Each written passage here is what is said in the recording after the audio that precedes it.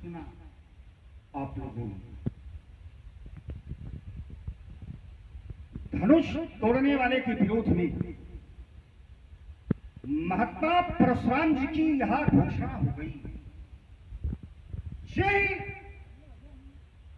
शिव धनु तोड़ा सहस बाहु संसोरित मोरा शोक पिलगाए बिहारी समाजा नत मारे हैं सब राजा। मेरा ध्यान इन राजाओं से हट करके थोड़ा इनकी ओर केंद्रित हुआ और मैं विचार करने लगा। मैं इनके शब्दों की मीमांसा करने लगा तो मैं यहां सोचने लगा कि आप जिन देहों को देख रहे हैं, जिन देहों को देख करके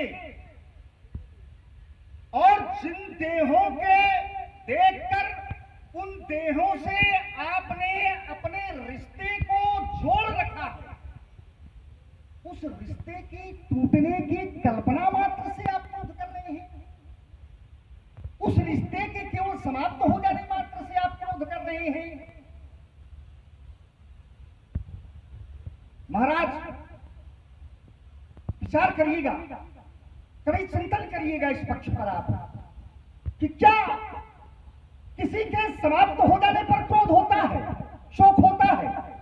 क्या किसी के नष्ट हो जाने पर क्रोध होता है? क्या किसी के टूट जाने पर क्रोध होता है? ना। और यह बात मैं पूर्ण मीमांसा के साथ और वैचारिक धरातल पर खड़े होकर के कह सकता हूं, किसी के समाप्त हो जाने पर, किसी के टूट जाने पर, किसी के नष्ट हो जाने पर किसी को कभी क्रोध हो ही नहीं सकता, मोह हो ही नहीं सकता, शोक हो ही नहीं सकता। क्रोध और मोह शोक का जन्म क्यों होता है? ये जो कष्ट की अनुभूति होती है, हमको कष्ट होता है, इसका क्या कारण है? किस कारण से हमको कष्ट होता है? पहली बात तो समस्त जीवन में जिसकी प्रज्ञा प्रतिष्ठित नहीं है, तस्य प्रज्ञा प्रतिष्ठिता, जिसकी प्रज्ञा प्रतिष्ठित नहीं होती है और वह व्यक्ति जो अन्यस्य धर्मावभाषा, अन्यस्य धर्मावभाषा, अन्य वस्तु में अन्य वस्तु की प्रतीति करता है, इसको मैं और सरलीकरण किए दे रहा हूं। इसी को हम एक शब्द देते हैं अध्यास। जैसे मन को जब हम संसार से जोड़ते हैं, संसार से मन का तादाद स्थापित करते हैं, संसार से मन को जोड़ लेते हैं, तो बंधन का कारण हो जाता है। और उसी मन जब हम परमात्मा पर तद्रूप कर देते हैं, स्थापित कर देते हैं, तो मुक्ति हो जाती है। बंधन और मुक्ति में कोई बुनियादी भेद है, जितने भी लगता नहीं पर भेद है। जब मन को हम संसार से जोड़ेंगे तो बंधनग्रस्त हो जाएंगे, और मन को जब हम परमात्मा में तद्रूप कर देंगे, स्थापित कर देंगे, तो मुक्त हो जाएंगे। तो इसका जन्म जो होता है ये अविद्या से होता है। इसका मूल में कारण है अविद्या। यदि अविद्या ना हो तो ऐसा हो नहीं सकता। क्यों? क्योंकि अविद्या के कारण हम इस असत्य संसार में सत्य का दर्शन करने लगते हैं। अविद्या के कारण अवास्तविक वस्तु को हम वास्तविक समझने लगते हैं। अविद्या के कारण हम इस अनात्म संसार को आत्म मानने लगते हैं, इस मिथ्या संसार को सत्य समझते हैं। और जो ही सत्य समझते हैं त्यों ही क्रोध मोह शोक का जन्म होता है। जरा सोचो, विचार करिए, जरा विचार की पृष्ठभूमि पर खड़े होकर के आप चिंतन करिए कि जिन देहों के प्रति आप कहा कर रहे हैं, ये समस्त देहें परिवर्तनशील हैं और इन देहों को धारण करने वाला है कोई। इन देहों को धारण करने वाला कौन है? इन देहों को धारण करने वाला है देही। देही, इसको अच्छे से समझ लेना। देखिए, घड़े में प्राज्ञ भाव है और प्रशंसा भाव है, जन्म है और मृत्यु है। लेकिन घड़े का कारण क्या है? घड़े का जन्म कहां से होता है? घड़े का कारण है मिट्टी। तो घड़े में घड़ा जो है ये विनाशील है, कार्य हमेशा विनाशील होता है, कारण हमेशा सत्य होता है, अविनाशी होता है। तो मिट्टी क्या है? मिट्टी घड़े का कारण है। तो मिट्टी शाश्वत है और घड़ा विनाशील है। कोई भी ब्रह्मनिष्ठ, आत्मनिष्ठ, ज्ञाननिष्ठ घड़े के लिए सुख थोड़ी कर सकता। ठीक इसी प्रकार इन शरीरों को, इन देहों को धारण करने वाला कौन है? देही, जिसके लिए ब्रह्मवाणी कहती है नैनम क्षिप्र सत्राणि नैनम धात्तावका न चैनम क्लेद्यंत्यापो न सोचेति माता। इसका कुछ नहीं हो सकता। तो फिर कहां मोहा, क्या सोचा? किसके लिए आप शोक कर रहे हैं? किसके लिए मोह कर रहे हैं? महाराज, एक है आपका कर्तापन और एक है साक्षीपन। कर्तापन संसार को जन्म देता है और साक्षीपन ब्रह्म के दर्शन करवाता है। तो कर्ता होने का अर्थ है कि जो हमारे इंद्रियों के द्वारा घटित हो रहा है उसको हम भ्रांतिवश, अज्ञानवश ये मान लेते हैं कि इसके करने वाला मैं हूं, मेरे द्वारा घटित हो रहा है। कर्ता होने का अर्थ है कि जो मेरे बाहर घटनाएं घट नहीं है उसको हम अज्ञानतावश ये मानने लगते हैं कि मेरे भीतर घट रहा है। कर्ता होने का अर्थ है कि जहां हम मात्र दृष्टा हैं, देखने वाले हैं, संसार की समस्त घटनाएं केवल घटनाक्रम है, ये सब बाहर हो रही हैं, इसका मैं कर्ता नहीं हूं, मैं मात्र दृष्टा हूं। जो निरंतर से कहता चला आ रहा है कि दृष्टा दृश्य संयोग हेतु, दृष्टा और दृश्य का जो संयोग है, बंधन है, ये अविद्या है। और आपके जीवन में ऐसा नहीं होना चाहिए। बड़ा क्रोध है। यदि क्रोध का कारण मात्र धनुष का टूटना है तो हमने तो महाराज बहुत तोड़ डाले थे, और जो बहुत तोड़े थे तब आपके दर्शन नहीं हुए। इसके प्रति आज हमको ममत्व दिखाई दे रहा है। तो इसके प्रति जो आपका ममत्व है, क्योंकि बिना कारण के कार्य नहीं होता, तो इसके मूल में क्या है, किस लिए है, कई हेतु, इसके इस ममत्व का हेतु, इसका कारण क्या है, जानना चाहता हूं। अच्छा, एक बात पर ध्यान देना, लक्ष्मण ने कहा कि कर्तापन अहम का मूल भाव है। कर्तापन संबंध को जोड़ लेना, मान लेना, संसार से मन को जोड़ लेना। लेकिन लक्ष्मण ऐसा उपदेश देने के बाद भी अपने आप को कर्तापन से अलग नहीं कर पा रहा। उपदेश तो इसने दिया है, तर्क तो इसने दिया है, धरातल तो इसने बनाया है, लेकिन अंत में ये भी कह गया है कि बहु धनु ही तोरी कब लड़का। तो कहीं न कहीं कर्तापन का भाव तो तुम्हारे अंदर भी है। बहु धनु ही तोरी, और जो इससे परे है वो कभी ये कहता ही नहीं कि मैंने किया। लेकिन लक्ष्मण तो कह रहा है बहु धनु ही तोरी लड़का। बहु धनु ही, एक नहीं तोड़ी, दो नहीं तोड़ी, तीन नहीं तोड़ी, चार नहीं तोड़ी, बहुत तोड़ी है। तो जब बहुत तोड़ी है तो ब्रह्मवाणी का भी सूत्र है, अहंकार विमूढ़ आत्मा करता है मिति मन्यते। अहंकार विमूढ़ आत्मा करता है मिति मन्यते। जो अहंकार से विमूढ़ है, ग्रसित है, वो करता है मिति मन्यते, अपने आप को करता मानता है। तो ये उपदेश तुम्हारे जीवन के कर्म से कुछ अलग हो रहा है, कुछ पृथक हो रहा है। जो आरोप का पत्र तुमने परशुराम के प्रति प्रेषित किया है, परशुराम के कर्मों के प्रति प्रेषित किया है, परशुराम के जीवन के प्रति प्रेषित किया है, उस आरोप से कहीं तुम भी तो घिरे नहीं हो, ये विचार कर। मुझे लगता है कि कहने वाला कहो अधिक घिरा हो, कभी कभी ऐसा होता है, तो इस पर विचार करना है कि जो आरोप तुम लगा रहे हो कहीं उन आरोपों से तुम घिरे तो नहीं हो, और अगर घिरे हो तो पहले स्वयं पर विचार करने की आवश्यकता है, दूसरे पर।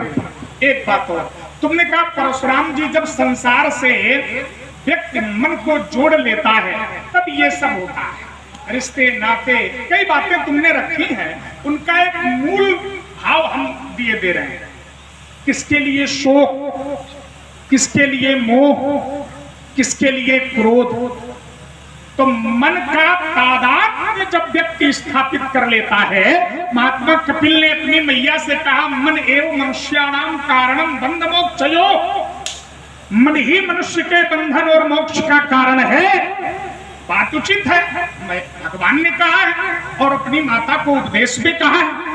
अष्टम स्कंद में भी कहा आत्मानं परमं ध्यायेद ध्येयं खट्शक्तिभिर्युतम् विद्या तेजस तपो मूर्तिम निमम मंत्र उदार है, जोड़ लेता है। लेकिन इन सब के मूल में एक विषय और है जिसे कहते हैं श्रद्धा।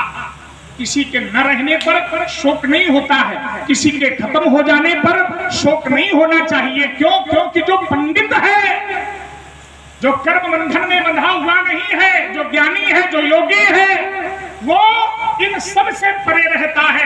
लेकिन उसके हृदय में जो पूज्य के प्रति श्रद्धा है, जो पूज्य के प्रति निष्ठा है, जो पूज्य के प्रति समर्पण है, जब उस श्रद्धा पर कोई व्यक्ति चोट करता है तो भले ही वो योगी क्यों न हो, लेकिन उसके हृदय में भी क्रोध जन्म लेता है। विकार भले ही है, लेकिन वहां विकार के रूप में नहीं बल्कि कर्तव्य के रूप में कर्तव्य है और हुआ भी है। संसार में ऐसे प्रमाण है योगियों के द्वारा हुआ, तो कहीं न कहीं श्रद्धा का। अच्छा, एक प्रमाण और देखना, शास्त्र कहता है इस धनुष से परशुराम का संबंध कैसा है, ध्यान देना जरा, सामान्य नहीं है। तो भगवान शंकर कहते हैं, क्या कहते हैं, यदा भीता धनुर्विद्यामत्तः परशुधारिणः तदा तस्मै मया दत्तं धनुषो त्रिपुरदाहः। सा विद्या या विमुक्तये या देवी सर्वभूतेषु विद्यारूपेण संस्थिता नमस्तस्यै नमस्तस्यै नमस्तस्यै नमो नमः। वैदिक विद्या का जो आधार है, वैदिक विद्या का जो पोषक है, वैदिक विद्या का जो धारक है, वैदिक विद्या का जो प्रचारक है, वैदिक विद्या का जो मूल है, उस वैदिक विद्या को भगवान शिव के माध्यम से इस धनुष के द्वारा मुझे प्राप्त कराया गया है। तो ममता का आधार कैसे बनता है, बंधन का आधार कैसे बनता है, मुझे तो नहीं लगता। लेकिन हाँ, ये जरूर है कि कहीं न कहीं तुम हमें जांच रहे हो, तो जांचने वाला व्यक्ति कभी कभी गलत दृष्टि से जांचने का प्रयास करता है, तो ये दृष्टि सुधार ली जाए। क्यों? क्योंकि ऐसा श्रद्धा होने के कारण होता है। जैसे धनुष तोड़ने वाले का विरोध मैंने किया, धनुष तोड़ने वाले का विरोध मैंने किया, क्या कहा, सुनो राम जय शिव धन तोड़ा तो सहस बाहु संसोरित मोरा, सो बिलगाई बिहाई समाजा न तुम्हारे जय है सब राजा। तो कोई नहीं बोला, लेकिन लक्ष्मण बोला। क्यों? क्यों? क्या संबंध है लक्ष्मण का राजाओं से? क्या संबंध है लक्ष्मण का धनुष तोड़ने वाले से? और यदि संबंध है तो वो सांसारिक संबंध है या संसार से परे का संबंध है? राजाओं के मारने पर ही लक्ष्मण को उत्तेजना क्यों आई? सुनि मुनि बचन लखन मुस्काने और बोले परसु धरे अपमाने। क्यों? इसके पूर्व में जब राजा जनक से मैंने कहा वेग दिखाओ मूढ़न त्याजू उल्टो नहीं जाने तुम राजू, तब लक्ष्मण नहीं बोला। अतरिश बोले वचन कठोरा कहूं जड़ जनक धनुष के ही तोड़ा, तब लक्ष्मण नहीं बोला। लेकिन जैसे ही मैंने कहा सुनो राम जहि शिव धन तोरा सहस बाहु संसोरिप मोरा, सो बिलगाई बिहाई समाजा और न तुम्हारे जय है सब राजा, तब लक्ष्मण बोला। सुनि मुनि वचन, इसी स्थल पर लक्ष्मण ने मुनि वचनों को क्यों सुना? तो सुनने का कारण तो यही है कि कहीं न कहीं लक्ष्मण का कोई न कोई संबंध या तो तोड़ने वाले से है या इन राजाओं से है। यदि राजाओं से संबंध न होता तब भी लक्ष्मण न बोलता, और यदि धनुष तोड़ने वाले से संबंध न होता तब भी लक्ष्मण अनुभूति हुई। इसके मूल में क्या है?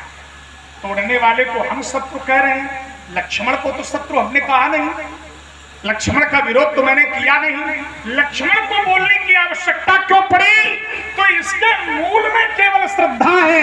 हो न हो लक्ष्मण की श्रद्धा धनुष तोड़ने वाले के प्रति है। और जैसे ही मैंने कहा सुनो राम जहि शिव धन तोड़ा सहस्राव संसोरित मोरा, तो लक्ष्मण तुरंत मेरे विरोध में खड़ा हुआ। सुनि मुनि बचन लखन मुस्काने और बोले परशु अपमान। अलग नहीं हुआ जा सकता है, हम उसको उसी के माध्यम से। तो ये मेरे विरोध का आधार है, ये मेरे क्रोध का आधार है। तुमने कहा क्रोध नहीं करते, किसी के समाप्त हो जाने पर, किसी के नष्ट हो जाने पर करते हैं। स्वाभाविक रूप से यदि मृत्यु है नहीं करते, लेकिन अगर किसी के द्वारा किसी पर हृदयाघात होता है, श्रद्धा पर चोट होती है, आस्था पर चोट होती है, तो फिर विचार बनता है, ओज प्रकट होता है, क्रोध प्रकट होता है। और वही आधार है। ऋषि बोले अति ऋषि बोले वचन कठोरा, और कहु जन जनक धनुष के ही तोड़ा।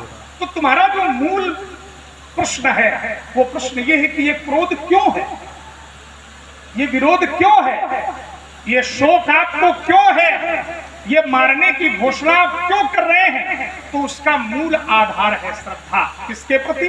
धनुष के प्रति, और जिसका धनुष है उसके प्रति। धनुष भगवान शंकर का, जिसका धनुष वो भगवान शिव। तो इन दोनों के प्रति श्रद्धा होने के कारण तोड़ने वाले के प्रति क्रोध है, और इन राजाओं के प्रति भी क्रोध है। तुमने कहा बहु धन भी तोड़ी लड़काई। हाँ, तोड़ी होंगी, जिनका मानवता से कोई संबंध नहीं, जिनका मानवता से कोई संदर्भ नहीं, जिनका मानवता से दूर दूर तक कोई लेना देना नहीं, लेकिन फिर भी तुमने उनको तोड़ा। क्यों तोड़ा ये तुम जानो, तोड़ा। लेकिन एक बात विचारणीय है, कैसे, कब, क्यों? तो कहा लड़काई ने तोड़ी है। लघुतावाची संज्ञा के कारण लघुतावाची क्रिया का प्रयोग है। तो बहुत धनवी तोड़ी लड़काई, तो कहीं न कहीं कर्तापन से जुड़ रहे हो। यदि प्रश्न ममता का है तो यहाँ पर ममता नहीं। क्यों? ये धनुष मेरा नहीं बल्कि मेरे गुरुदेव का है, इसलिए यह बोध ममता का द्योतक नहीं है, यह उक्त ममता की द्योतक नहीं है, यह कथन ममता का द्योतक नहीं है, बल्कि आस्था और श्रद्धा का द्योतक है। अस्त्रेंद्र पालक कालवश बोलत तुहिन सभार, और धनु ही समुद्र पुरार धनु विदित सकल संसार। आइए जरा महाराज विचार करिएगा, विज्ञ लोग बैठे हुए हैं और सुधी लोग बैठे हैं, ध्यान करिएगा जरा। हमने कहा था महाराज जब मन का तादाद संसार से होता है और तो बंधन का कारण होता है, और जब मन संसार से हटकर परमात्मा की ओर लग जाता है, परमात्मा की ओर स्थापित हो जाता है, तो वह मुक्ति का कारण हो जाता है। ध्यान करिए जरा।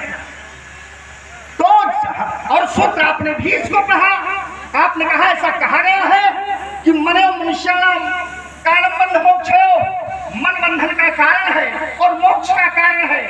तो आपको उत्तर यहाँ पर देना है, न कि वहां पर देना है कि लक्ष्मण भी ऐसा कर रहा है। समझिए जरा, थोड़ा सा पक्ष का ध्यान करिए। आप जैसा एक महात्मा सामने खड़ा हुआ, सोचिए किस किस पक्ष पर हमको ध्यान देना है, प्रयोग हमको कहां पर करना है। हमने कहा था कि महाराज इन देहों को धारण करने वाला है कोई, कौन है? वो है देही। जैसे घड़े में प्राग भाव है और प्रध्वंसा भाव है, घड़े का जन्म है और मृत्यु है, लेकिन मिट्टी जो है वो शाश्वत है, उसका विनाश नहीं हो सकता। तो जब विनाश नहीं हो सकता है तो ये जो क्रोध और मोह हो रहा है इसके मूल में क्या है, इसका कारण क्या है, आपको उत्तर यहां पर करना है। ध्यान करिए जरा। और उत्तर आपका कहां पर आ रहा है? उत्तर ये आ रहा है कि लक्ष्मण ने भी ऐसा किया है, लक्ष्मण भी यह कार्य कर रहा है। लक्ष्मण ने कहा बहुधन तोड़ी लड़काई, लक्ष्मण जो है नाथ समुद्र भंजन निहारा, लक्ष्मण जो है जब हमने कहा मारे चाहिए सब राजा तो लक्ष्मण बोला तो विषय ये नहीं है।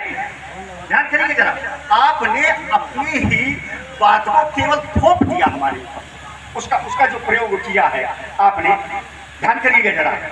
अब विषय आपने कहा कि मेरी श्रद्धा पर चोट हो रही है, मेरी आस्था पर चोट हो रही है। मूल में सारी बातों का हम मूल किए दे रहे हैं। आपने कहा कि मेरी श्रद्धा पर चोट होती है।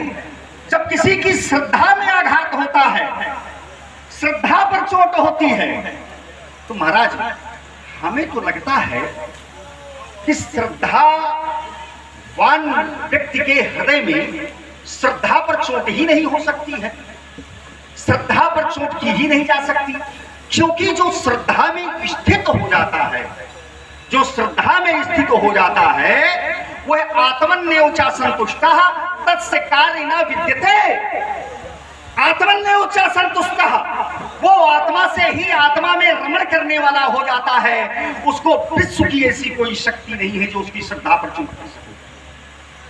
वो भक्त लोगों को देखना, उनको बहुत से अपशब्द कहे गए, बहुत से ना जाने कितने आत्ताइयों के द्वारा प्रयोग किए गए, लेकिन उनकी श्रद्धा पर चोट नहीं हुआ। इसका अर्थ होता है कि कहीं न कहीं श्रद्धा ही आपकी स्थिर नहीं है। ध्यान दीजिएगा, अगर श्रद्धा में जिस समय स्थिर हो जाता है तो श्रद्धा को चोट नहीं महाराज लगती। एक तत्व शरीर के अंदर है, उसको हम अहंकार कहते हैं, अहंकार को चोट लगती है। ध्यान दीजिएगा।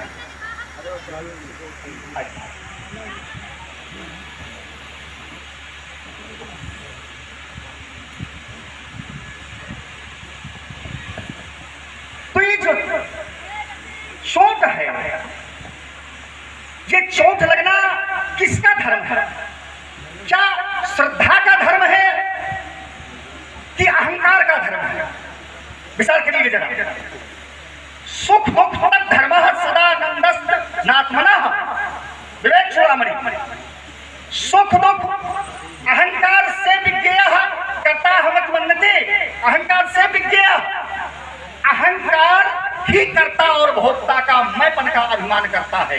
चोट जब भी लगेगी तो हमारे अहंकार को चोट लगेगी, श्रद्धा को कभी भी चोट नहीं लग सकती है। क्योंकि श्रद्धा में जिस समय व्यक्ति स्थित हो जाता है तो श्रद्धा उसकी जो श्रद्धा है इतनी कमजोर नहीं है, उस सत्य को संसार की कोई शक्ति दिगा नहीं सकती है। और मैं जो है बहुत अल्प शब्दों में थोड़े शब्दों पर चाहूंगा, मैं अपने वक्तव्य पर चलिए।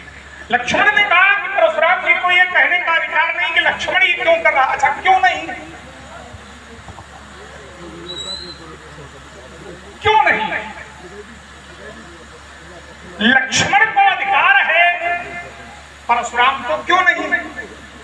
तो ये प्रश्नोत्तरी तो है नहीं। मैंने कहा कहीं न कहीं संलिप्त तुम भी हो, क्योंकि तुमने कहा है बहुधनु ही तोरी। तब मैंने कहा था अहंकार विमूढ़ात्मा करता है मन्नते। अब जो मूल बात आई है जरा उस पर ध्यान दें।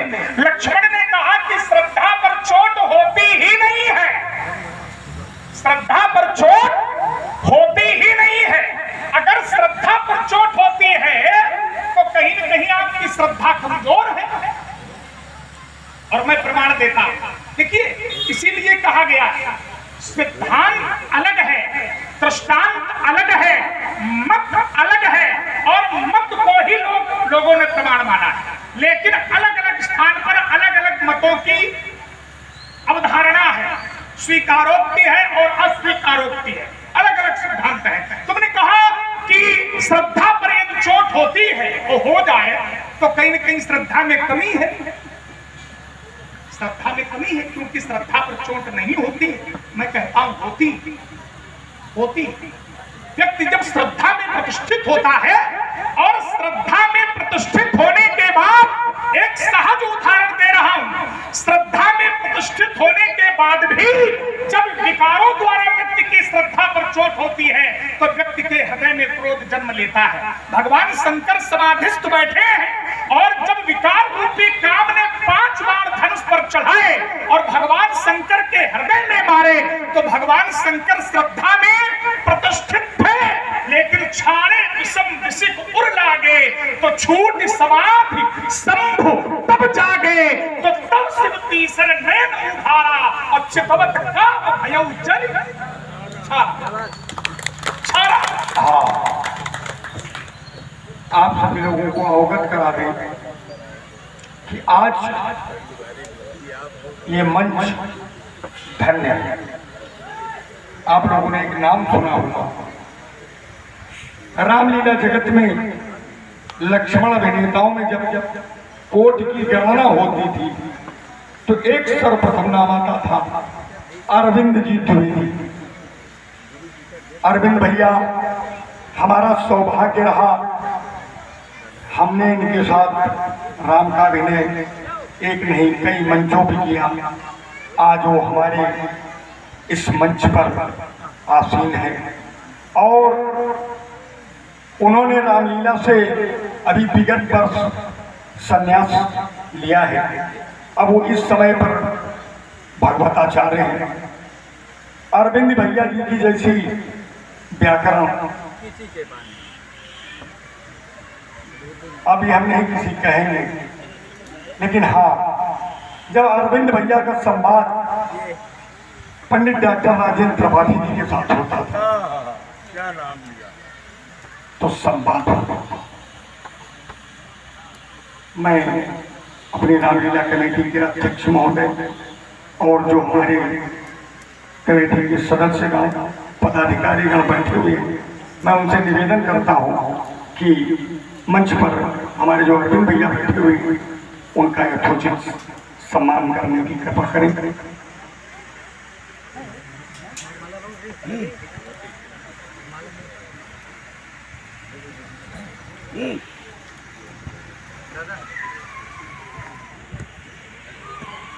हाँ, हमारे रामलीला कमेटी के अध्यक्ष महोदय पप्पू जी द्विवेदी जी के द्वारा अरविंद भैया का सम्मान और अंग वस्त्र ला करके हमारे अरविंद भैया जी का सम्मान किया जा रहा है। सभी आप लोग एक बार तालियां बजाएं।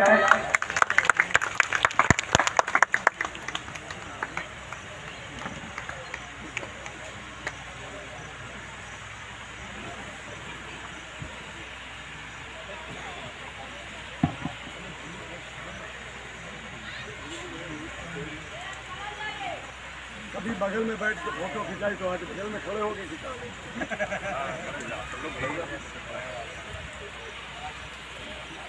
इधर आ जाओ, इधर आ जाओ।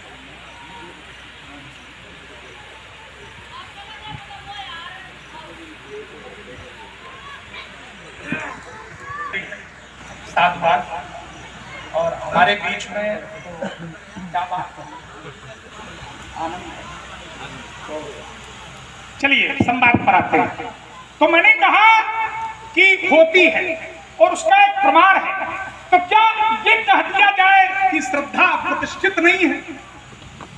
क्या ये कह दिया जाए कि शिव जैसे योगीश्वर की श्रद्धा प्रतिष्ठित नहीं है, पूर्ण नहीं है?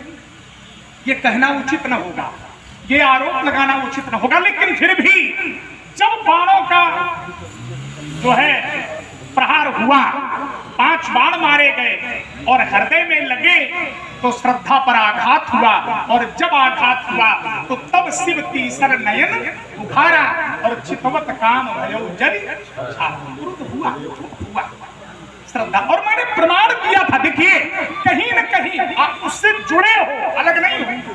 मैंने प्रमाण दिया था कि मैंने कहा सुनहु राम जी शिवधन तोरा सहस बाऊ समसोरिप मोरा सो बिलगाओ बिहाई समाजा न तुम्हारे जय है सब राजा। तभी लक्ष्मण क्यों बोला? ये हमारा प्रश्न नहीं था, लक्ष्मण से उत्तर था। कभी कभी क्या होता है प्रश्न भी स्वरूप में तो प्रश्न दिखाई पड़ता है, लेकिन वास्तविकता में वह प्रश्न प्रश्न नहीं बल्कि उत्तर होता है।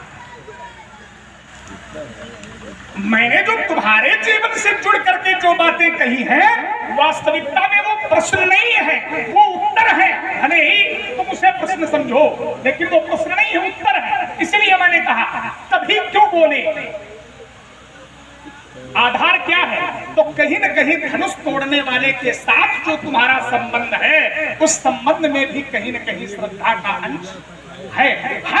तभी बोले परसु धरई अपमाने, बहुत धन भी तोरी लरिकाई, कबहु ना असरिस्तीन रोशाई। तो क्या इससे अलग हुआ जा सकता है? नहीं, अलग नहीं हो सकती हो, मैं अलग नहीं हो सकता। और जब अलग नहीं हो सकता तो मुझे लगता है कि तुम्हारे द्वारा जो आरोप लगाया गया है वो आरोप सार्थक नहीं है। मैं अपने आप को यही रोके लेता। आइए जरा देखिएगा, आपने कहा कि भगवान, देखिए हमने दो तर्ज किए थे आपके सामने कि श्रद्धा को, और सभी लोग बैठे हैं, और जहां कभी कभी हमने देखा है कि ऐसा होता है कि जहां वक्ता जो है जुगनू के समान होता है और श्रोता सूर्य के समान होता है, और ये संघट तब होता है जब कहीं प्रारब्ध से कोई ऐसा पुण्य का उदय हो जाए। वही ध्यान करिएगा जरा। तो आचार्य लोग बैठे हुए हैं और जरा उस पर थोड़ा सा ध्यान देने की आपको आवश्यकता है। मैंने आपको दो उदाहरण दिए। हमने कहा था कि श्रद्धा पर चोट नहीं होती, ध्यान करिएगा जरा, श्रद्धा पर चोट नहीं होती है। और अगर श्रद्धा आपकी इतनी कमजोर श्रद्धा हो गई है कि श्रद्धा को चोट होने लगेगी। अरे महाराज, श्रद्धावान पुरुषों को हमने कई उदाहरण आपको दिए थे। हमने कहा था उनको अपशब्द भी कोई कहे, जब तक यदि बाहरी विकार उस पर, बाहरी विकारों से वो आच्छादित हो रहा है, बाहरी विकार उस पर प्रभाव डाल रहे हैं, तो आप यह मानो कि वो श्रद्धा पर आधारित ही नहीं है। जिस समय श्रद्धा पर आधारित हो जाता है उस समय संसार का कोई भी विकार उस पर प्रभाव नहीं डाल सकता है। और हमने कहा था, क्या कहा था? हमने कहा था महाराज, अहंकार का धर्म है। और मैंने आपको दो उदाहरण दिए थे और सीधा सूत्र मैंने बोला था आपसे। हमने कहा था अहंकार से विज्ञेय कर्ता भोक्ता अभिमान्यम, अहंकार करता, दूसरा सूत्र सांख्य दर्शन से, अहंकार करता ना पुरुषा। तो ये जो चोट लगती है तो किसको लगती है? कि केवल अहंकार को लगती है। हमको आप अपने पूरे कथोपकथन पर एक कहीं से बता दीजिएगा, मैं आपको मानूंगा। ध्यान से सुनिएगा जरा। और आपने क्या उत्तर किया? देखिएगा, आपने कहा कि समाज में भगवान शंकर जिस समय थे तो उस समय उनकी श्रद्धा पर चोट हुई ना महाराज। फिर से देखिए जरा, समाज और श्रद्धा में क्या अंतर है, आप पहले इसको समझिए। समाज क्या है और श्रद्धा क्या है, इन दो बातों का आपको अंतर मालूम होना चाहिए था। श्रद्धा विषय क्या है और समाधि किसे कहते हैं? समाधि में ध्याता ध्यान ध्येय मिलकर के एकाकार हो जाते हैं। ज्ञाता ज्ञान ध्येय मिलकर के एकाकार हो जाते हैं। विचार करिएगा, चोट जो वहां पर हो रही है उस चोट का अर्थ आप श्रद्धा से ले रहे। श्रद्धा पर चोट हो रही है, वहां पर श्रद्धा पर चोट की जा रही है। जरा आप इस विषय पर आप ध्यान करो जरा। श्रद्धा क्या है? श्रद्धा है, श्रद्धा सत्य सत्यम धीयते इति श्रद्धा।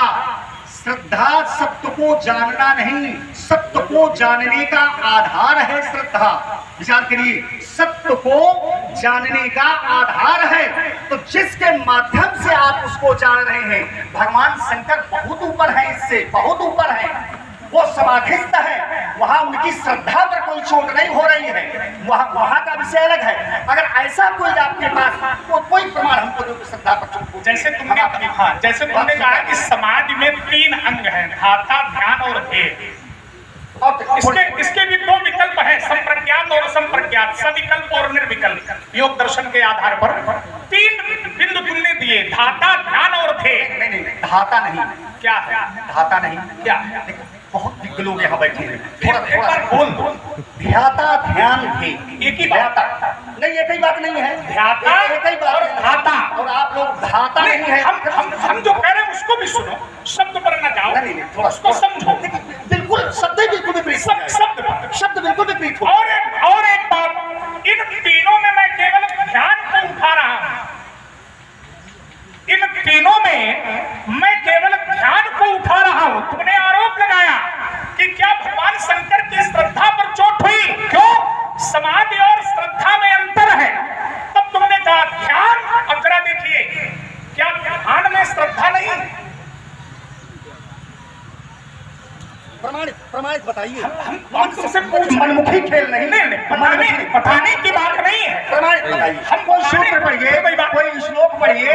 मैं पढ़ रहा हूँ, दोनों पढ़ रहा हूँ। अब इसको समझिए तो, धैर्यता से सुनिए तो। कोई दिक्कत नहीं। हम तो केवल पहले तुम्हीं से पूछ रहे, जानना चाहते थे कि क्या ध्यान में श्रद्धा नहीं है? या तो इसको नकार दीजिए कि ध्यान में श्रद्धा नहीं है। और अगर ध्यान में श्रद्धा नहीं है तो भगवान श्रद्धा में परिनिष्ठित नहीं है।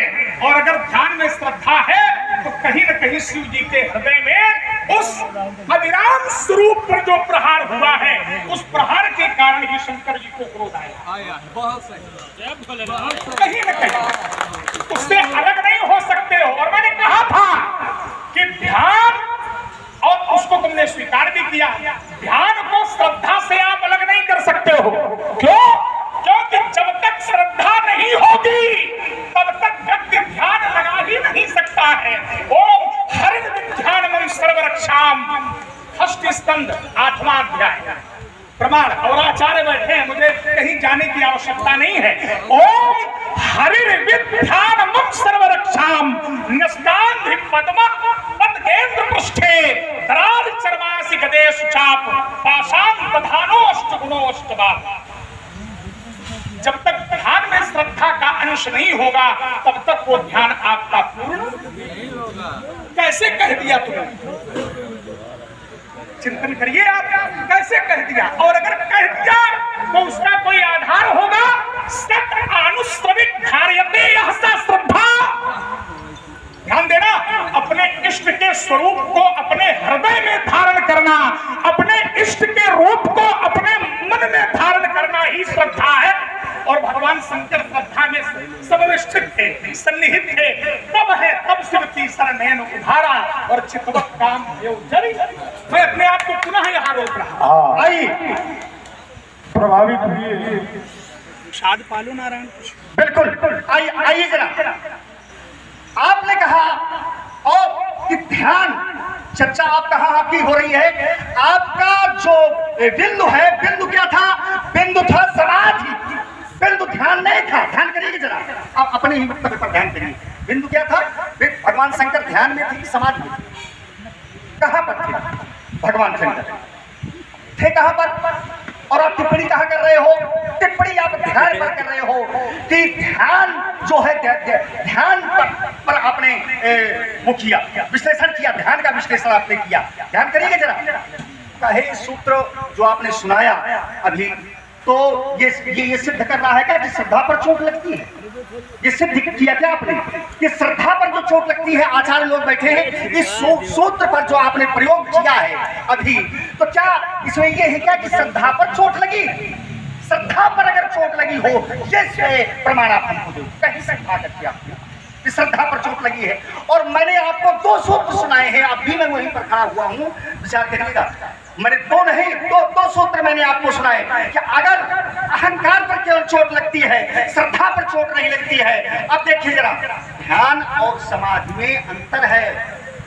ध्याता का ध्यान जब एक प्रवाह रूप में संलग्न होने लगता है उसको कहते हैं ध्यान। तो यहाँ पर हो सकता है। और समाधि माने साम्यगाधीते एकाग्र कीते विक्षेपान मनोयत्र सा समाधि। जिस समय ध्याता ध्यान ध्येय मिलकर के एकाकार हो जाते हैं, उसमें लय हो जाते हैं, यानी यह जीवात्मा परमात्मा में तद्रूप हो जाती है, स्थित हो जाती है, उसको कहते हैं समाधि। ध्यान करना। और जिस समय सत्य पर स्थित हो जाता है तो जानते हो वो ब्रह्मविद ही हो जाता है। तो क्या जिस समय ब्रह्मविद हो जाता है तो वहां पर कोई चोट कर सकता है? क्या चोट हो सके? बाहरी आघातों को आप कह रहे हो कि श्रद्धा पर चोट हो रही है, श्रद्धा पर चोट की जा रही है, तो आपका ये केवल मौखिक कथन आ रहा है, मौखिक बात आ रही है। अगर प्रमाण रूप से आप कहीं पर कोई स्थल हमको आप बतावें, ध्यान करिएगा जरा। और जो आपने कहा कि लक्ष्मण, तुमने कहा है लक्ष्मण तुम भी ऐसा कर रहे हो, तुम्हारे द्वारा ऐसा कार्य किया गया है, तो हमने आपको महाराज कहा था, देखिए उत्तर कहाँ करना है और आरोप कहाँ पर लगा रहे हैं। हमने 2 शब्द आपको दिए थे। हमने कहा था ये जो आपकी आसक्ति है ये संसार से और सांसारिक पदार्थों पर, मने वो मनुष्याणाम कारणम बंधमोक्षयो, जब संसार से हम मन को जोड़ते हैं तो जो ये बंधन का कारण होता है, और उसी मन को जब हम परमात्मा से जोड़ लेते हैं, परमात्मा की ओर ले जाते हैं उसको, तो वही मुक्ति का कारण होता है। भाव बंधन, सांसारिक बंधन। तो आप जैसा ज्ञाननिष्ठ महात्मा, आप जैसा, देखिए ज्ञानी दोनों स्थितियों पर क्रोध नहीं करता है, दोनों स्थितियों पर असोचम नन सोचत्तम प्रत्यावदास भाष्य गतानुगता सूक्ष्म नाम सोचंती पंडिता, न जीवित के लिए और न मरे हुए के लिए। इस अवास्तविक संसार में जब व्यक्ति वास्तविक दर्शन करने लगता है, इस असत्य संसार में सत्य का दर्शन करने लगता है, इस अनित्य संसार में जब नित्य का दर्शन कर लेता है, तो महाराज तब उसको क्रोध मोह होता है, और अन्यथा उसको कभी हो ही नहीं सकता। उत्तर आपको इस पक्ष पर करना है, देखो यहाँ करना है। ये जो बार बार कहते हो कि उत्तर आपको यहाँ करना है, यहाँ तो करना है, विषय भटक जाएगा। नहीं, विषय अब तक नहीं रहा है। यद्यपि हमने कई बार उत्तर किया है, श्लोक भी पढ़ा, सूत्र भी पढ़ा, हो सकता तुमने ध्यान न दिया हो, लेकिन और एक बात और मैंने प्रमाण भी दिया और जोड़ करके दिया कि क्या ध्यान में श्रद्धा नहीं है? तुम्हारी चोट यहां नहीं आई। प्रश्न पत्र बनाना सबके लिए बड़ा सरल होता है, लेकिन उस परीक्षार्थी से पूछिए जो उत्तर लिखने के लिए बैठा है। तुम तो प्रश्नों की झड़ी लगाए जा रहे हो और ये कहते जा रहे हो कि उत्तर आपको यहां करना है, उत्तर आपको यहां करना, उत्तर आपको। हमें भी तो छुओ, हम भी खड़े हुए हैं, हमें भी स्पर्श करिए। जैसे हम तुमको स्पर्श करते हैं, तुम्हारी बात का सीधे खंडन करते हैं, हमारी बात को स्पर्श करिए। मैंने क्या कहा? मैंने कहा क्या ऐसा कोई प्रमाण है तुम्हारे पास जहां ध्यान में श्रद्धा न हो? इस पर क्या चिंतन आया तुम्हारा? आइए आ रहा है, अब आ रहा है। आप धैर्य काहे छोड़ते हो? अब इससे ज्यादा धैर्य तो फिर हमें कुछ तो निभाना ही है, अतिरिक्त का पालन तो करना ही है। अब वो तुम्हें लग रहा है कि धैर्य छूट रहा है, तो ऐसा कुछ नहीं है, इसके लिए बिल्कुल निश्चिंत रहिए। लेकिन कहीं न कहीं इसको छूना पड़ेगा। मैंने कहा था ऐसा क्यों? अच्छा, जो प्रसंग दिया है सरल है, सहज है और सबकी जानकारी में है। मैंने कहा मानस का आधार भी होना चाहिए, इसलिए मानस का प्रसंग रखा।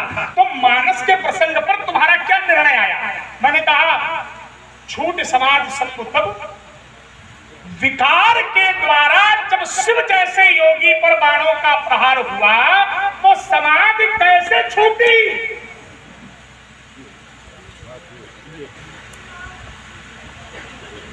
लिखा तो बहुत कुछ है और लिखा हुआ सुनाया जाए। महापुरुष बैठे हैं, यहां से परिश्रम करके कुछ सुना, नई बात हो, नई बात हो। जो अब देखिए जरा, जो ब्रह्म भाव में परनिष्ठित है, जो समाधि भाव में परनिष्ठित है, उस योगी के हृदय पर जब विकार 5 बाण मारता है तो समाधि कैसे छूट जाती है? क्या इतना हल्का ध्यान है? शिव का ध्यान क्या इतना हल्का है? शिव की समाधि क्या इतनी हल्की है? शिव की श्रद्धा क्या इतनी सामान्य है कि काम जैसा विकार जब 5 बाण मारता है तो शंकर जी की समाधि छूट जाती है? आखिर क्यों? क्यों? एक दर्शन था मेरा, एक विचार था मेरा, प्रश्न नहीं है, विचार है, तर्क है, आधार है। इस पर क्या आया? क्या आया है इस पर? अपना प्रतिपक्ष तुम रखते हो, हमें हर्ष होता है और मैंने प्रमाण दिया होती है तो क्रोध होता है, तुमने कहा अहंकार पर होता है। चलिए जरा थोड़ी देर के लिए, श्रेष्ठ लोग बैठे ध्यान देना, थोड़ी देर के लिए मैं अहंकार को भी श्रद्धा से जोड़ रहा हूं। होती है चोट, होती है, और अगर ये भी मैं मान लूं कि अहंकार पर भी होती है, चोट होती है। हमारे पूज्य का अगर कोई अपमान करता है तो मेरे अहंकार पर चोट होती है, लेकिन वो अहंकार भी श्रद्धा के स्वरूप में है। क्यों? क्योंकि भक्त कहता है अस अभिमान जाय जन भोरे, और मैं सेवक रघुपति पति मोरे। तो क्या एक क्या ये अहंकार भी श्रद्धा से अलग है? क्या ये अहंकार श्रद्धा से अलग है? विचार करिए जरा।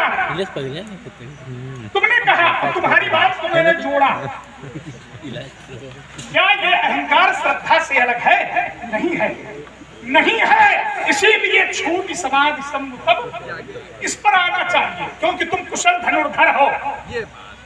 प्रशंसा थोड़ी कर दे। विनोद जी त्रिवेदी, जरूरी है, तभी आनंद आएगा। विनोद जी त्रिवेदी, विवेकानंद, बहुत बहुत साधुवाद, बहुत बहुत धन्यवाद। चलिए मैं अपने आप को यही रोक लिया मैंने।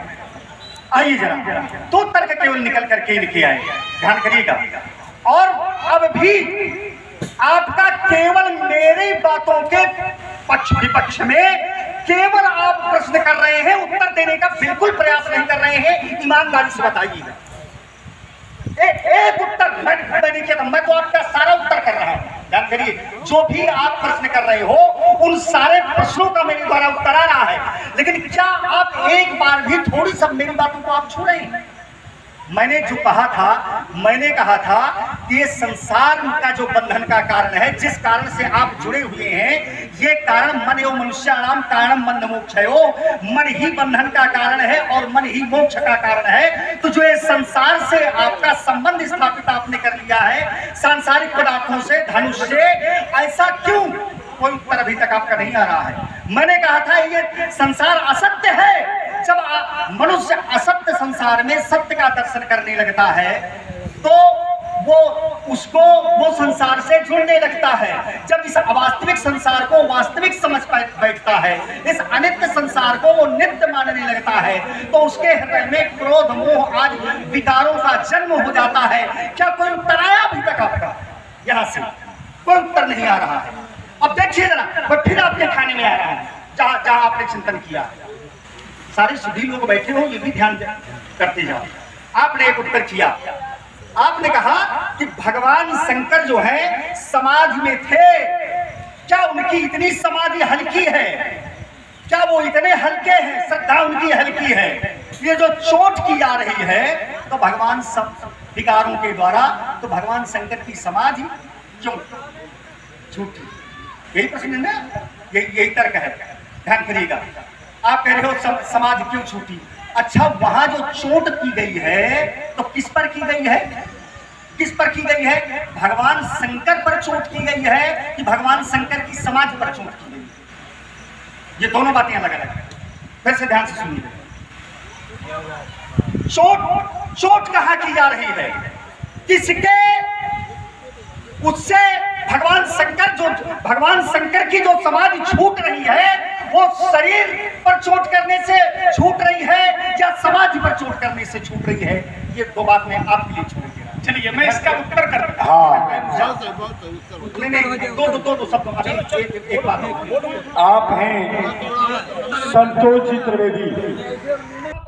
हो रहा है और कहो तो मैं यहीं पर अपनी बात को छोड़ दूं। भाई समाज से आ रहा है कि थोड़े थोड़े शब्दों पर होना चाहिए, तो मैं फिर अपनी बात में। चलिए आइए, रुक गए, अच्छा लगा। और ये अच्छा लगता है कि कुछ निकल कर आया। तुमने कहा कि काम के द्वारा चोट शंकर पर की जा रही है, शंकर की समाधि पर। तो मेरा सीधा उत्तर है, सीधा प्रमाण देने वाले देने के समय प्रमाण भी देंगे, लेकिन सीधा उत्तर है चोट भगवान शंकर पर नहीं, शंकर की समाधि पर है। चोट शंकर पर नहीं है, चोट शंकर जी की समाधि पर है। मैं रुक गया। प्रमाण बोलो, कहना क्या चाहते हैं? अब इसमें भी क्या प्रमाण है? नहीं, इसमें भी क्या प्रमाण है? प्रमाण पढ़िए, प्रमाण पढ़िए। प्रमाण चाहिए? प्रमाण में दे रहा हूँ, प्रमाण में दे रहा हूँ। छोट समाज इससे पहले क्या है? बोलिए। अगर समाज पर चोट नहीं है तो फिर छूट समाज क्यों? छोट समाज, छूट समाज, छोट समाज के पहले क्या है? हम जो छोट समाज के पहले क्या है? सुनोगे, हमें भी सुनोगे।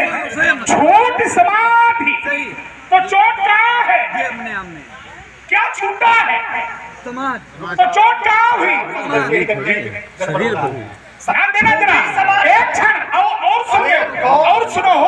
छाड़े विषम विशिख उर लागे, उर माने हृदय में, हृदय में लगे। सुन, हृदय मतलब क्या है? हम वही पूछ रहे हैं। हृदय मतलब बताओ। हृदय मतलब हमको क्या सब हम ही बताएं? बता दे। नहीं, सब हम ही बताएं। बता दो। उसको थोड़ी देर तो खेलो। मैंने सीधे कह दिया था कि समाज पर चोट है। और एक बात, एक प्रमाण और ले लो। प्रमाण की तो बात है, क्योंकि जो ज्यादा पढ़े लिखे लोग होते हैं वो ज्यादा प्रमाण मांगते हैं। असल हम जो बता रहे हैं, ज्यादा पढ़े लिखे लोग, बेटा जब ज्यादा पढ़ जाता है तो वो बापों से प्रमाण मांगता है। हेलो, बात सही है। दर्शक दीर्घा से मेरा विनम्र निवेदन, हम परशुराम जी आप दर्शक दीर्घा से मेरा एक विनम्र निवेदन है कि हमारे इन दोनों कलाकारों के बीच में संवाद होने में, संवाद में सम की समानता हो, वाद की समानता हो।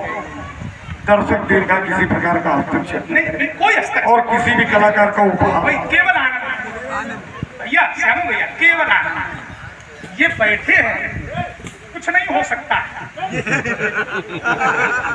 कुछ नहीं, विवाद तो हो ही नहीं सकता। संवाद अब केवल, अच्छा एक हमने बहुत कुछ सीखा है ना, हम अलग हट के कह रहे हैं स्वरूप में नहीं, आपसे बहुत कुछ सीखा है। ये धारा हमने सीखी है इनसे। पहली माला अगर निसाठी देवी में पड़ी है तो कहीं ना कहीं है अस्तित्व। हमें तो बिल्कुल मर्यादा में रह करके बोलना है। मैं संकल्पित हो गया आगमन से। मर्यादा में तो खैर दोनों ही लोग बोल रहे हैं अरे नहीं, बिल्कुल और यही अच्छा लगेगा। ये आपकी बात बिल्कुल सही है कि लक्ष्मण भी मर्यादा में बोल रहा है। आपने ये कहा अच्छा नहीं, लगा। दोनों लोग बोले मर्यादा। बिल्कुल सही, बिल्कुल सही। तो मैंने कहा लक्ष्मण का जब फर्क आया कि प्रहार किस पर है, तो मैं फिर एक प्रमाण दे रहा हूं। देवताओं ने काम को भेजा, पठवो जाई काम शिव पाही। ध्यान देना जरा, किस लिए भेजा? शंकर जी पर प्रहार करने के लिए या शंकर जी की समाज को छुड़वाने के लिए? किस लिए भेजा देवताओं ने? शिव समाज बैठे सब त्यागी, भगवान शंकर समाज में बैठे हैं। कैसे? सब छोड़ करके। और जब तक शंकर जी समाज नहीं छोड़ेंगे तब तक शंकर जी का विवाह नहीं होगा, और जब तक विवाह नहीं होगा तब तक पुत्र नहीं होगा, और जब तक पुत्र नहीं होगा तब तक तारकासुर बनने वाला नहीं है। तो प्रहार कहाँ? दो प्रमाण हो गए, मैं यहीं रुक जाता हूं। आइए जनाब, फिर से विचार करिएगा। आप कह रहे हो कि छाड़े विषम विशिख उर लागे, कहाँ लगे? देवताओं ने कहा किस लिए भेजा था भैया? आप जरा सोचिए, देवताओं ने भेजा था समाज को भंग करने के लिए। देवताओं ने किस लिए भेजा? समाज को भंग करने के लिए भेजा। लेकिन काम का प्रहार कहाँ हो रहा है? प्रहार कहाँ हुआ? ये भी ध्यान करो जरा। प्रहार जो हो रहा है, आप विचार करिए, क्या समाधि में प्रहार हो रहा है? समाधि में प्रहार हो रहा है। अगर उत्तर करना है महाराज, उर क्या है? उर माने हृदय, और जो हृदय है तो हृदय क्या समाधि है? इस शरीर का ही एक अंग है। नहीं, वो उसको जो है निपटाई दो। खत्म करो कुछ कहना चाहते हैं? विषय हैं? विषय को अरे चले तो गुरु जी नहीं नहीं नहीं, थोड़ा सा निकल आया। देखो, ये जो शब्दों का तर्क ये अलग विषय है और शब्द के भीतर जो अर्थ या भाव भरा है वो अलग विषय है। जिस समय कामदेव ने प्रहार किया तो प्रहार तो हृदय पर किया, ये बात बिल्कुल सत्य है, लेकिन उससे खुली क्या समाधान कैसे इसको समझना पड़ेगा ना। ठीक है, प्रहार लक्ष्मण जी कह रहे हृदय पर किया, ये बिल्कुल सत्य है। परशुराम जी जो कह रहे हैं वो भी बिल्कुल सत्य है कि खुली क्या समाधि, क्योंकि लक्ष्य तो वही है। अब उदाहरण से इसको समझो, एक लोटे में जल है, ठीक है, लोटे में जल है और किसी ने लोटे पर धक्का दिया तो धक्का कहाँ लगा? लोटे में, और गिरा क्या? जल। तो लोग कहते हैं पानी फैल गया। तो बस यहाँ यही है। तो जब कभी देखो चिंतन जो होता है उसमें शब्द की पकड़ नहीं होती, क्योंकि तर्क कोई सामान्य विषय नहीं है। तर्क से अनुसंधान होता है, खोज होती है और उसके भीतर जो तथ्य है वो निकल करके आ जाता है। उसको हम सभी बैठे हुए तुच्छ श्रोता ग्रहण करते हैं। यही महापुरुषों का धर्म है। स्वागतम, जय जय बोलो शंकर भगवान की। इसमें मैं किसी के पक्ष की बात नहीं कर रहा, आपने तो निष्पक्ष बात, निष्पक्ष बात। सैद्धांतिक बात है। अब मेज हिल गई, स्याही फैल गई, तो हिली तो मेज, लेकिन उससे उसका संबंध है। एक दूसरा तर्क जो चल रहा है श्रद्धा का, उसमें भी है, कहीं भी कुछ अलग नहीं कर पाओ, क्योंकि जैसे दूध है, दूध में जामन लगाया तो बन गया दही, दही में मंथन हुआ तो उससे निकला नवनीत, और एक पक्ष बन गया तक, माने जिसको मट्ठा कहते हैं। लेकिन मट्ठे में भी दूध का अंश है और दही में भी दूध का अंश है, और जो घृत बनेगा उसमें भी दूध का अंश है। तो हम कहीं भी किसी को अलग नहीं कर सकते हैं। उसी प्रकार से मैंने निवेदन किया, मेरी प्रार्थना है कि शब्द को छोड़ते हुए, शब्द आश्रय है, उसके बाद जो हमें प्राप्त करना है, शब्द से अर्थ निकलता है, लेकिन जब और गहराई में जाओ तो परमार्थ निकलता है, वेदांत निकलता है, अच्छा निकलता है और बहुत अच्छा हो रहा है। दोनों रण कुशल धुरंधर नर, दोनों संबल, दोनों समर्थ। मैं तो इस दृष्टि से देख रहा हूँ। और रामलीला मंच पर अभिनय हमने किसी का किया हो, लेकिन हम सिद्धांत में जब कभी बात आई तो जो उचित है, जो मेरी अल्प बुद्धि में आया वो मैंने परोसा। और ऐसे ही प्रसंग जड़ भरत वाला है, देखिए वो भी बात अच्छी है। बटलोई चढ़ी है, बटलोई में पानी है, पानी में चावल है, आग बटलोई में लग रही है, लेकिन पक रहा है चावल। तो हम किसी को अलग नहीं कर सकते। तो मैं निवेदन करूंगा कि पुनः प्रसंग पर आए और उसमें गहरे गोते लगाने का एक प्रयास किया जाए। बिल्कुल, आइए जरा प्रसंग पर ही आता हूँ मैं। और जो हमने धरती बनाई थी, मैं केवल उसी विषय पर आता हूँ और इस विषय को यहीं पर समाप्त करके आगे की ओर बढ़ता हूँ।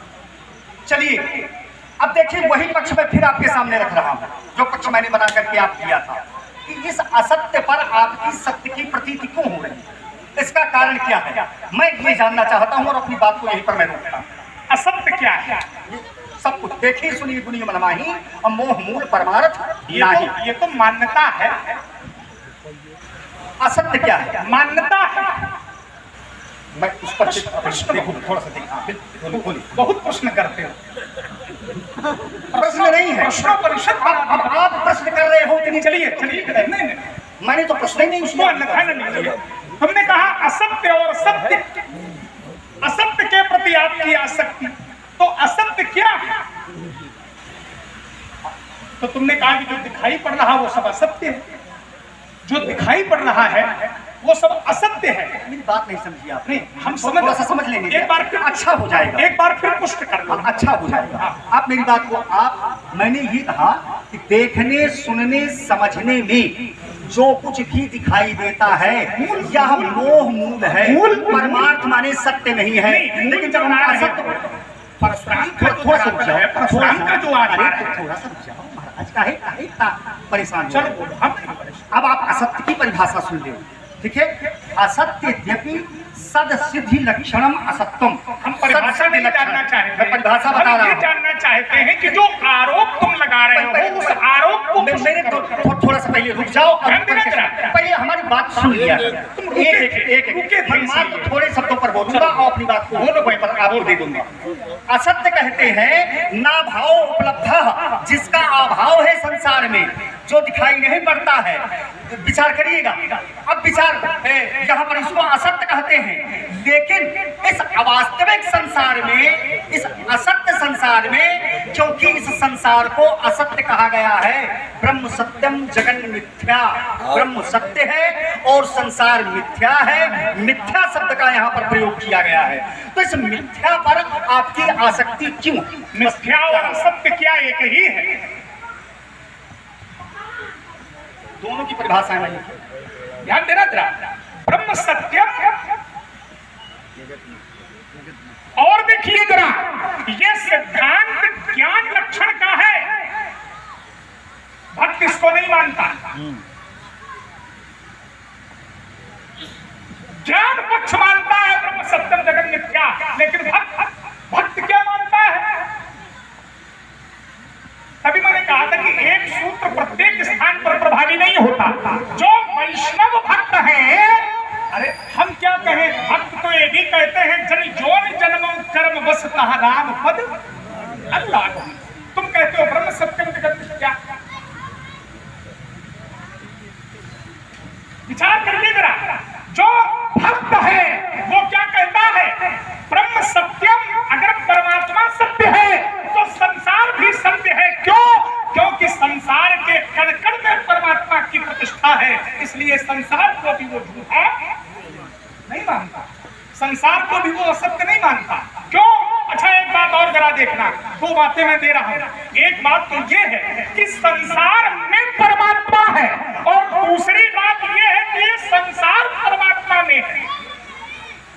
ओम सहस्त्र शीर्षः पुरुषः सहस्त्राक्षः सहस्त्रपाद सभूमि पंपं निष्प्रत्वा ततिष्ठत शांगुलम्।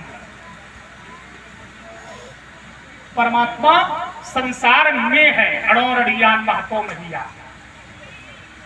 सूत्र पर्याप्त होगा। और ये संसार परमात्मा में है, तो जो परमात्मा में है क्या वो असत्य है?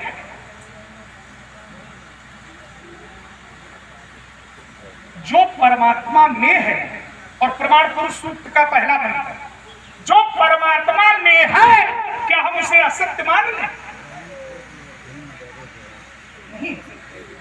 नहीं, ये सत्य है। और देखिए जरा, एक प्रमाण और दे दूं। मैया को दिखाया, और जब माता को दिखाया तो कैसे दिखाया? तो कहा दिख रहा माता ही निज अद्भुत रूप अखंड। तो कहा रोम रोम प्रति लागे कोटि कोटि। हम तुम कहते हो जगत मिथ्या, मैं नहीं मानता, भक्त नहीं मानता।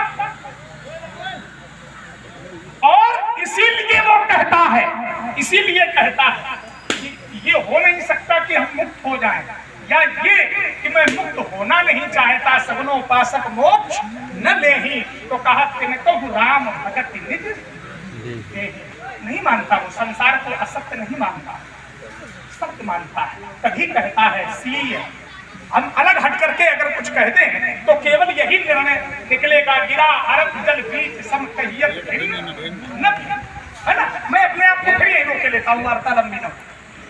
आइए जरा फिर से देखता हूं मैं इसको। महाराज कम से कम थोड़ा सा ये तो ध्यान रखा करो कि हमें बोलना क्या है, आप बोल किस पक्ष पर रहे हैं, कहां पर आप बोल रहे हैं, ये इतना तो कम से कम ध्यान रख लिया करो। हाँ हाँ, मैंने बिल्कुल पूरा समझा। बाहर